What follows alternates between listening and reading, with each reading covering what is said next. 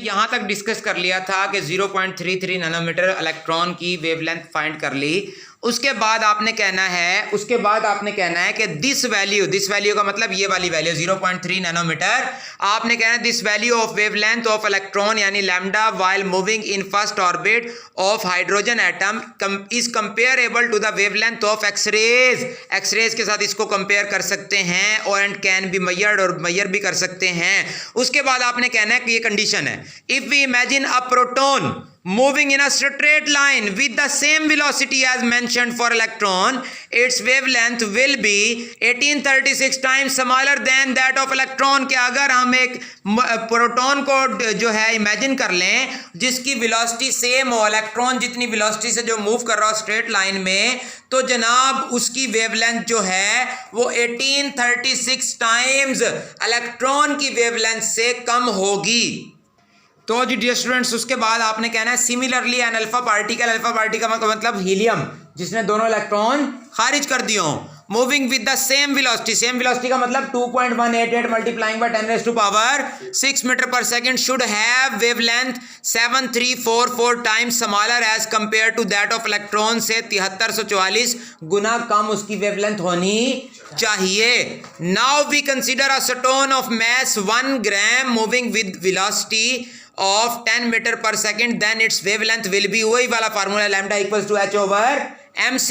फर्ज करें अब एक पत्थर है जिसका मास कितना है 1 ग्राम, जो कि 10 मीटर पर सेकंड की वेलोसिटी से मूव कर रहा हो, तो उसकी वेवलेंथ कितनी होगी, लैम्डा इक्वल्स टू h का मतलब Planck's constant over mc, m का मतलब 1 ग्राम का मतलब 10 रेज़ टू पावर -3 kg, और जी v मतलब स्पीड वेलोसिटी 10 मीटर पर सेकंड। तो जब इसको हम सॉल्व करेंगे तो जवाब आएगा। तो जी डियर स्टूडेंट्स, आपने उसके बाद कहना है कि वेवलेंथ कितनी आ गई 6.626 multiplying by 10 raise to power -30 metre. This wavelength is so small, अब इतनी कम है ये wavelength, that it can not be measured by any conceivable method, यानी कि जो समझे जाने के काबिल है ना मेथड्स, उनसे हम किसी भी कंसीवेबल मेथड से इसको कैलकुलेट नहीं कर सकते। It means that heavy material। Dear students, welcome to Mehran academy और YouTube channel Mehran Ali official as well. First year chemistry 11वीं क्लास के स्टूडेंट के लिए आज का lecture unit number 5 atomic structure 5.7 article है जी, और ALP accelerated learning programme smart syllabus में भी ये टॉपिक शामिल है। टॉपिक का जी नेम क्या है, टाइटल क्या है, wave particle nature of matter, यानी कि डुअल नेचर ऑफ मैटर। अगर ये लॉन्ग क्वेश्चन आपके पेपर में आ जाए तो आपने मार्कर से हेडिंग इसी तरह से देनी है, डुअल नेचर ऑफ मैटर या wave particle nature of matter. और जी आपने कहना है क्या कि जी Planck's quantum theory of radiation tells us that light shows a dual character, कि प्लैंक्स की जो क्वांटम थ्योरी ऑफ रेडिएशन है, रेडिएशन वाली क्वांटम थ्योरी जो है प्लैंक्स की, वो हमें बताती है कि लाइट की, रोशनी की डुअल कैरेक्टर जो है, रोशनी दोहरा किरदार अदा करती है, यानी कि it behaves both as material particle and as wave, यानी कि लाइट जो है वो मटेरियल पार्टिकल के तौर पर भी बिहेव करती है और वेव के तौर पर भी एक्ट करती है। उसके बाद आपने कहना है this idea was extended to matter particles in 1942। फिर आपने ये बात करनी है कि जी 1924 में इस आइडिया को एक्सटेंड किया। क्या this idea was extended to matter particles in 1924, 1924 में मैटर वाले पार्टिकल्स पर इस आइडिया को एक्सटेंड किया गया। किसने किया, लुई डी ब्रोगली या लुइस डी ब्रोगली या लुई डी ब्रोगली ने 1924 में इस आइडिया को मैटर पार्टिकल्स पर एक्सटेंड किया। क्या किया उसने, कैसे किया, देखें जी। अकॉर्डिंग टू डी ब्रोगली के मुताबिक कोमा लगा देना है, फिर आपने बताना है ऑल मैटर पार्टिकल्स, तमाम मैटर वाले पार्टिकल्स जो हैं इन मोशन, जब वो मोशन में होते हैं, हरकत में होते हैं, हैव अ डुअल कैरेक्टर, तो वो दोहरा किरदार अदा करते हैं, यानी कि it means that electrons, protons, neutrons, atoms and molecules, यानी कि इलेक्ट्रॉन्स, प्रोटॉन्स, न्यूट्रॉन्स, एटम्स और मॉलिक्यूल्स पोजेस, उनमें होता है, वो रखते हैं क्या, the characteristics of both the material particle and wave, यानी कि atoms, molecules, electrons, protons, neutrons में डुअल कैरेक्टर होता है, डुअल कैरेक्टरिस्टिक्स शो करते हैं। वो कौन कौन सी, मटेरियल पार्टिकल वाली भी और वेव वाली भी। इस कॉन्सेप्ट को, इस बात को हम क्या बोलते हैं, this is called wave particle duality in matter. इसको हम कहते हैं कि जी मैटर में वेव पार्टिकल डुअलिटी है। उसके बाद आपने याद रखना है कि de Broglie derived a mathematical equation which relates the wavelength of the electron to the momentum of electron. De Broglie ने एक मैथमेटिकल इक्वेशन बनाई, मैथमेटिकल रिलेशन डिराइव किया, जो क्या करता है, जो इलेक्ट्रॉन की वेवलेंथ और इलेक्ट्रॉन के मोमेंटम के दरमियान ताल्लुक को बयान करता है। वो ताल्लुक है जी, ये आपकी स्क्रीन पे नजर आ रहा है, lambda equals to H over M nu. आपको पता है मोमेंटम का फार्मूला होता है P equals to M V, तो जी वी नहीं, इसको हम यहाँ पे न्यू पढ़ेंगे। Lambda equals to H over M nu का मतलब है मोमेंटम और लैम्डा का मतलब है वेवलेंथ। इसको हमने इक्वेशन 1 का नाम दे दिया। इस इक्वेशन का मतलब है कि वेवलेंथ और मोमेंटम एक दूसरे के साथ इनवर्सली प्रोपोर्शनल हैं, इनवर्स रिलेशन है इन दोनों का आपस में। ठीक हो गया जी। फिर आपने बताना है हेयर इन इक्वेशन 1 क्या, लैम्डा इक्वल्स टू, लैम्डा क्या है, डी ब्रॉगलीज वेवलेंथ, एम क्या है जी, mass of the particle, nu क्या है जी, वेलोसिटी ऑफ इलेक्ट्रॉन। फिर आपने कहना है according to equation 1 the wavelength associated with an electron is inversely proportional to its momentum, यानी कि वेवलेंथ ऑफ इलेक्ट्रॉन, इलेक्ट्रॉन की जो वेवलेंथ होती है वो उसके मोमेंटम के साथ इनवर्स रिलेशन रखती है, इनवर्सली प्रोपोर्शनल होती है। ठीक हो गया डियर स्टूडेंट्स। यहां तक अब तक हमने अभी डिस्कस कर लिया, मजीद हम डिस्कस करते हैं इस लॉन्ग क्वेश्चन को। तो जी डियर स्टूडेंट्स, फिर आपने कहा कि lambda equals to H over M nu, यानी कि इसका मतलब ये हुआ कि वेवलेंथ जो है वो मोमेंटम के इनवर्सली प्रोपोर्शनल है। उसके बाद आपने कहना है this equation is derived as follows, यानी कि ये वाली जो इक्वेशन है उसको कैसे डिराइव किया गया, कहाँ से आई। फिर हमने बताना है अकॉर्डिंग टू प्लांक्स इक्वेशन, यानी प्लांक्स की इक्वेशन के मुताबिक। प्लांक्स की इक्वेशन क्या है, E equals to H nu. ये आपने 9th के केमिस्ट्री में भी पढ़ा था डियर स्टूडेंट्स। इसको आपने इक्वेशन 2 का नाम दे देना है। फिर आपने कहना है according to Einstein's mass energy equation, Einstein की मैस एनर्जी इक्वेशन के मुताबिक, जो कि क्या थी, आइंस्टाइन की mass energy equation E equals to M C square. इसको आपने इक्वेशन 3 का नाम दे देना है। ये भी एनर्जी, ये भी एनर्जी।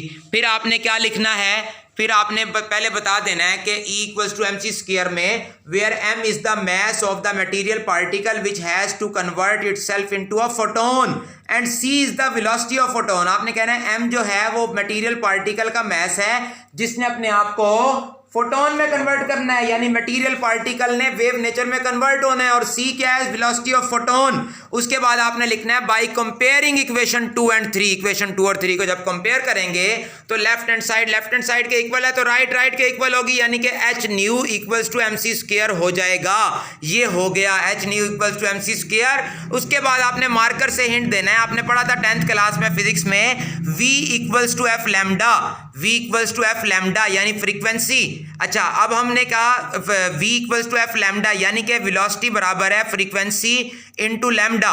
तो अब हमने फ्रीक्वेंसी निकालनी है तो वो क्या होगा, v ओवर लैम्डा हो जाएगा, यानी frequency equals to speed velocity over wavelength. तो ये हमारे पास आ गया ये फार्मूला। बहरहाल आप याद कर लें लाजमी तौर पर, nu equals to C over V. इस इक्वेशन को आपने लॉग कर दिया, इक्वेशन 4 का नाम दे दिया था। फिर आपने कहना है कि इस वैल्यू को आपने इक्वेशन 4 में पुट कर देना है। फिर आपने लिखना है पुट इन इक्वेशन 4, यानी इक्वेशन 4 में न्यू की जगह पर सी ओवर लैम्डा लिख देना है, यानी कि लिखने लगे हैं एच वैसे का वैसे, वी न्यू की जगह पर सी ओवर लैम्डा, और ये right hand side M C square as it is आ गया, सी से सी कैंसिल हो गया।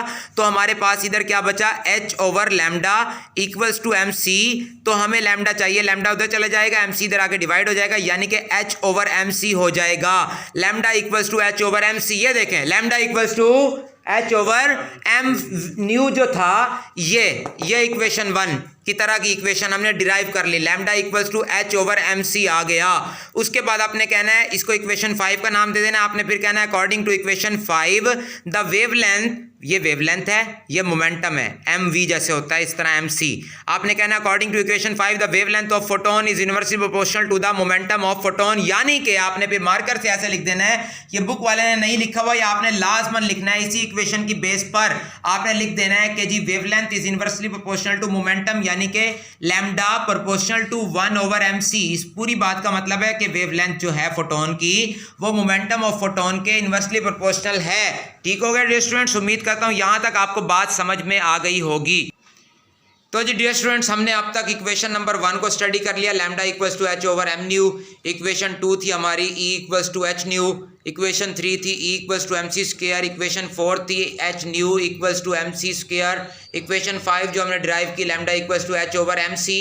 ये मैंने वैसे लिखा है आपकी आसानी के लिए, आपने नहीं ऐसे लिखना, आपने तो वैसे ही जैसे हमने अभी किया था वैसे ही एच लैम्डा यहाँ पे वेवलेंथ जो है मोमेंटम के इन्वर्सली प्रोपोर्शनल है। 1924 में de Broglie and dual nature of matter concept पेश किया था। अच्छा, उसके बाद जो अब तक हमने डिस्कस कर लिया था उसके बाद आपने लिखना है कि जी नाउ कंसीडर एन इलेक्ट्रॉन, क्योंकि अगर आपने फोटोन को समझना है तो आपको इलेक्ट्रॉन को समझना पड़ेगा। इलेक्ट्रॉन का मतलब मूविंग इलेक्ट्रॉन का मतलब रोशनी, रोशनी का मतलब जो है लाइट, लाइट का मतलब फोटोन्स, फोटोन्स का मतलब मूविंग इलेक्ट्रॉन्स यानी इलेक्ट्रॉन्स की स्ट्रीम्स, इलेक्ट्रॉन्स की स्ट्रीम्स।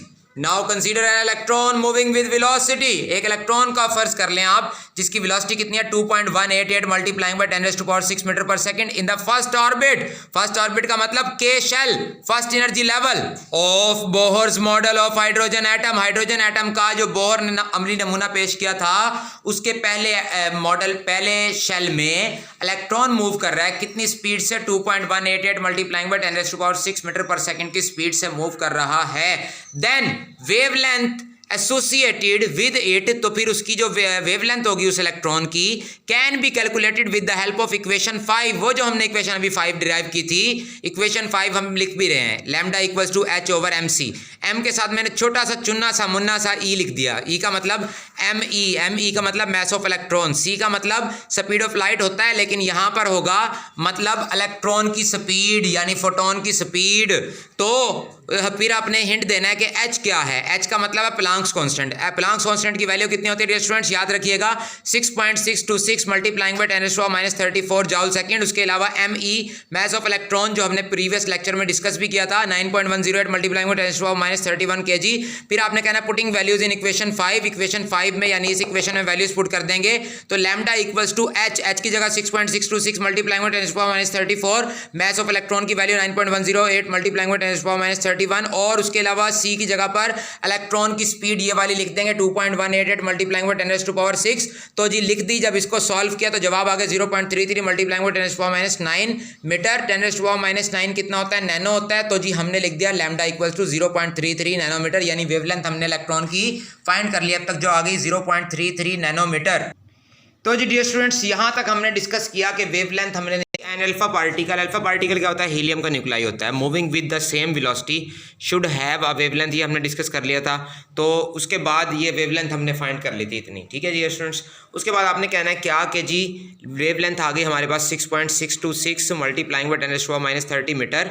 फिर आपने कहना the wavelength is so small, ये वेवलेंथ बहुत कम है, that it can not be measured by any conceivable method, किसी भी कंसीवेबल मेथड से इसको वेवलेंथ को मेजर नहीं किया जा सकता। It means that heavy material particle, जो हैवी मटीरियल पार्टिकल्स होते हैं, have waves associated with them, उनके साथ वेव्स वाला ताल्लुक तो होता है, but they can not be captured and we say that the macroscopic bodies don't have the waves. और हम ये कह देते हैं कि जी मैक्रोस्कोपिक बॉडीज जो होती हैं उनके अंदर वेव्स वाला चक्कर नहीं होता। Thank you so much for watching, do not forget to subscribe this channel.